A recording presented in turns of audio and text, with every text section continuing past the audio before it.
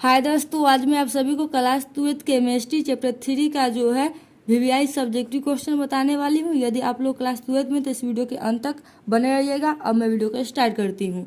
तो सबसे पहला क्वेश्चन है कि विद्युत रासायनिक तुल्यांक की परिभाषा दे।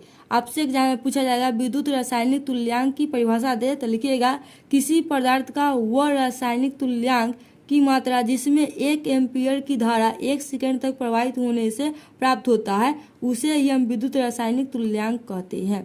क्या कहता है कि किसी पदार्थ का वह रासायनिक तुल्यांक की मात्रा जिसमें 1 एम्पीयर की धारा 1 सेकंड तक प्रवाहित होने पर प्राप्त होता है।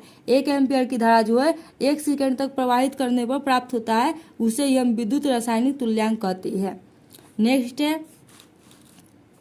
परवल और दुर्बल विद्युत अपघट्य क्या है। यानी कि परवल और दुर्बल जो है विद्युत अपघट्य क्या है, तो पहले सुन लीजिए परवल विद्युत अपघट्य क्या होता है। वैसा विद्युत अपघट्य जो जलीय विलयन में पूर्णतः आयन में बदल जाता है परवल विद्युत अपघट्य कहलाती है। यानी कि वैसा विद्युत अपघट्य जो जल में पूर्ण घुलकर आयन देता होगा, पूर्ण घुलकर क्या देगा, आयन देगा, उसे हम परवल विद्युत अपघट्य कहेंगे। जैसे में NaCl हो जाएगा, HCl, KCl, ये सब क्या है, परवल विद्युत अपघट्य है जो जल में पूर्णतः आयन में बदल जाता है। यानी कि जल में जो है पूर्णतः घुल जाता है।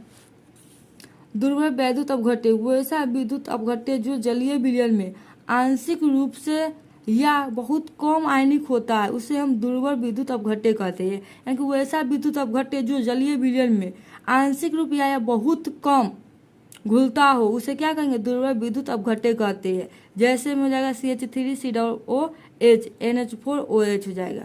ये क्या है, दुर्बल अपघट्य का उदाहरण है।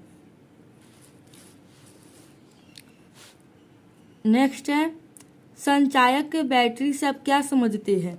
संचायक बैटरी से आप क्या समझते हैं, तो जिस सेल में रासायनिक ऊर्जा विद्युत ऊर्जा में परिवर्तित होती है, यानी कि जिस सेल में रासायनिक ऊर्जा जो है विद्युत ऊर्जा में परिवर्तित होती है तथा उसके रासायनिक प्रक्रिया को हम वापस प्राप्त कर सकते हैं उसे ही हम क्या कहते हैं, संचायक बैटरी कहते हैं। नेक्स्ट है प्राथमिक सेल से आप क्या समझते हैं।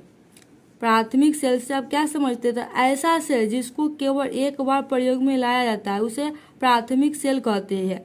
प्राथमिक सेल क्या होता है, वैसा सेल जिसको केवल एक बार प्रयोग में लाया जाता है उसे प्राथमिक सेल कहते हैं। जैसे में शुष्क सेल हो जाएगा। नेक्स्ट है इलेक्ट्रोड और इलेक्ट्रोड विभव क्या है।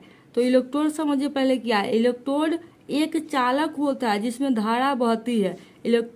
इलेक्ट्रोड क्या होता है, इलेक्ट्रोड एक चालक होता है जिसमें धारा बहती है उसे हम इलेक्ट्रोड कहते हैं। इलेक्ट्रोड विभव क्या है, जब किसी धातु की छड़ को उसी धातु के लवण में विलयन में डुबाया जाता है। यानी कि जब किसी धातु की छड़ को जो है उसी धातु के विलयन में डुबाया जाता है तो धातु की छड़ विलयन के सापेक्ष धनावेशित या ऋणावेशित हो जाती है। तो इसके फलस्वरूप धातु और विलयन में स्पर्श तल पर एक विभवांतर स्थापित हो जाता है जिसे हम इलेक्ट्रोड विभव कहते हैं। इसका दूसरा परिभाषा आप लिख सकते हैं कि किसी इलेक्ट्रोड की इलेक्ट्रॉन त्यागने अथवा ग्रहण करने की प्रवृत्ति उसका इलेक्ट्रोड विभव कहलाती है। इसे हम ई नोट द्वारा दर्शाते हैं। तो ये था चैप्टर 3 का वीवीआई सब्जेक्टिव क्वेश्चन। वीडियो कैसा लगा कमेंट जरूर बताइएगा।